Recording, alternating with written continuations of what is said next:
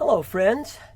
My name is Evan B. Howard, and I am the author of Deep and Wide, Reflections on Socio-Political Engagement, Monasticisms, and the Christian Life.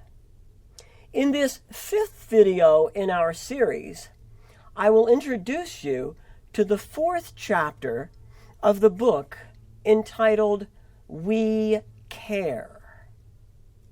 This chapter is full of stories, and it was in the process of exploring these stories that I found myself asking one of the most important questions I pose in this book, or at least interesting questions. Is it proper to think of offering care as socio-political engagement? Stay tuned. I start the chapter, as usual, with two stories. The first story is one of Basil the Great, and how this 4th century monk, theologian, bishop, pioneered the first hospital. The second story is a Good Samaritan innkeeper story about the relationship between the Outer Circle team of Interchange, a ministry among people in San Francisco without places to stay, and the Church of the Sojourners, an intentional Christian community in San Francisco. It's a lovely story about how the different kinds of care communities can offer. In a book I published in 2008, I devoted an entire chapter to the subject of care. And in chapter 4, this current chapter of Deep and Wide, I briefly summarized that presentation and then developed my understanding of the nature of Christian care. Care is an intentional act of self-giving for the benefit of another. God cares. The universe is designed as a system of mutual care. The Trinitarian God initiates communities of care. For example, Sherry and I have been caring for chickens for over 30 years.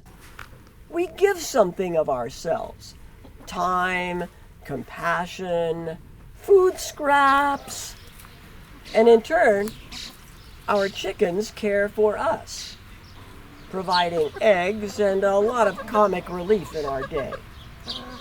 A community of care. And then this brings us to the section of the chapter on monasticism and the history of Christian care, and my reflections on that interesting question. As I read through the history of monasticism, particularly in the Middle Ages, with special attention to ministries and the acts of care that monasteries do, I noticed a pattern beginning to emerge. As I mentioned earlier, it was a monk, Basil, who founded the first hospital. Then later in the Middle Ages, semi-monastic women, pioneered outreach approach to medical care. And indeed, the society ultimately assumed and expected this. Similarly, monasteries served as a primary distribution centers for emergency food assistance.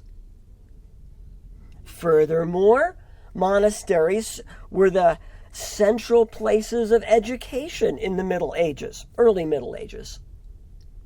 Again, this was assumed and expected by the entire society itself. In effect, in this culture, monasteries functioned, they were the departments of, or if we want, we can use the British term, the ministries of health, education, and welfare. And it was that way in Europe for centuries.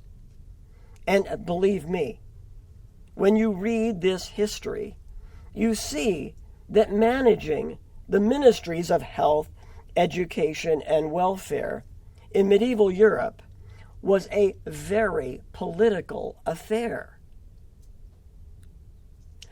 The monastic practice that I introduce in this chapter is the practice of hospitality, a rich and wonderful practice for monasteries and Christian communities today.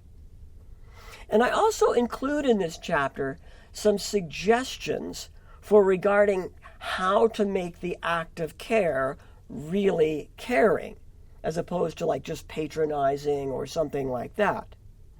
Some of these practical suggestions, like the distinction between charity and solidarity, and putting the two together, might be some of the most helpful parts of the chapter, really. Read them and see how you might learn to provide caring care in your own community. And in the next video, we will talk about modeling a good society.